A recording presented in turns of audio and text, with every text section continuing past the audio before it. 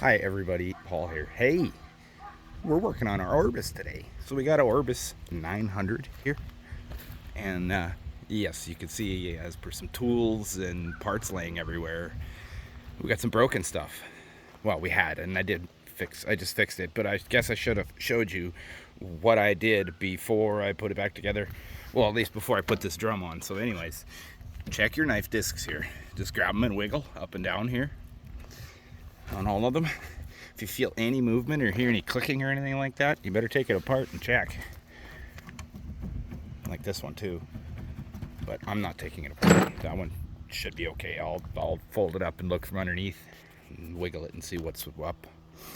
But anyways, what happens is they're bolted on like a wheel with a whole bunch of bolts in a circle, and then they crack in a big circle around all the bolt holes and going out like this too.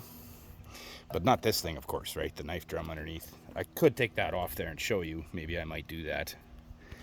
Let's see how difficult it is to get it off. Just hang on here. Okay, there. That actually wasn't as bad as I thought. So you can see I've welded it up and it has cracked quite substantially in a lot of places. And of course it loves to crack right beside the bolts. So you kind of got to weld it up and grind it down. I do suggest just replacing them, but I mean, this is a quick fix just to keep me going for the rest of the season, hopefully. And yes, so that's what happens. And then we'll go over to the side that's still together and show you how to take it apart. This one's pretty easy, the center one, but the outside one, this one's a pain. You got to remove these things. You got to take your back shield off, take your bullhorn off, and all that. Take this off. You don't have to take the actual cone off. You can leave it on. As you can see over there, I still have my cone there on. But you do have to take off this piece. You got to pull these out. Pull these plastic guides out. 2 on the bottom as well. Take these long ones out here. Yeah, and this thing, of course, you got to take this thing off. Right there. And then it comes apart, and then it's a real pain. It's just a spline shaft. Make sure you have enough grease on there, on that spline shaft, because it's just splined in the hub here. You can kind of see it there.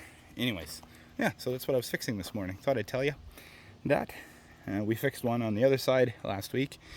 Now I just fixed this one this morning, so whew, that was a lot of work, you know. What else? Yeah, like you can see, I had to pull the plastic off and the bullhorn off in order to get the bolts for these 2 long plastic guides there.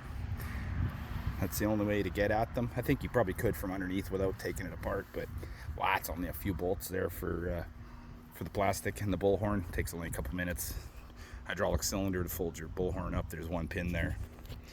But yeah, that's our Orbis header that we are fixing, and I think that is the last thing I got to do on this thing.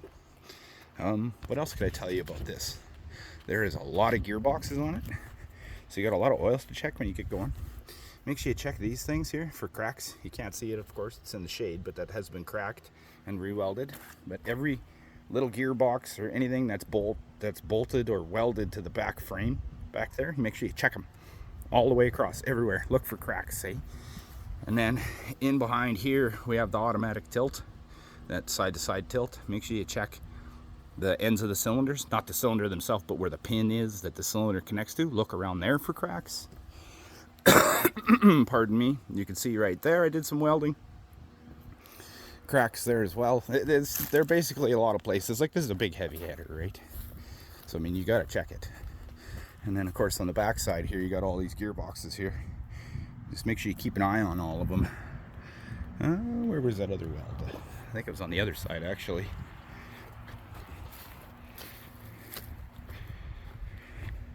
Keep an eye on your scraper things here, or your guides, your plastic guides. You can see here, if we line up the holes and the end, you can see this one's quite substantially wore compared to the other. I mean, I don't have it exactly in the right spot, but it is substantially wore. So I might switch that one from top to bottom, because the bottom one was way more wore, I think. Or was it? I don't know. I'll check the other side over there and see which way it is, which one's wore more. But where's this other weld here? There was another weld I had made. Oh, there it is here. Under here, this had started cracking along here, and then a little bit here too. Not too bad. And then you can see here some welding there. Sorry about the turkey bird crap welding. It's kind of hard to get in there. I mean, it's better than nothing. So yes. And then, like I say, check everywhere, like inside the frame here, and your wings, all that stuff. Take your plastics off here and look inside here. Anywhere there's welds, you just check them all. That's what I would do. Yeah. I think that's about all I can tell you. And then service your clutches. Like if you've had a header like this for quite some time, make sure you service your clutches once in a while, because they may get water in them, right? Get rusty, sticky, or just plain old wore out, whichever. And it's a good thing, because I know when it gets very cold, I mean, you might not have that where you are, but we do here. We get some pretty cold mornings near the end of corn season, and some of these drums won't start very easily. But yes, that's all part of it. So, and then you can see I still have my plastic pads on the back of the feed roller there. You're actually supposed to take them off for corn, for feeding, because these headers are terrible in short, dry corn, or even just dry corn. It doesn't have to be short, dry, with like crunchy leaves and all that it quits feeding. So anyways, thanks for watching. Bye.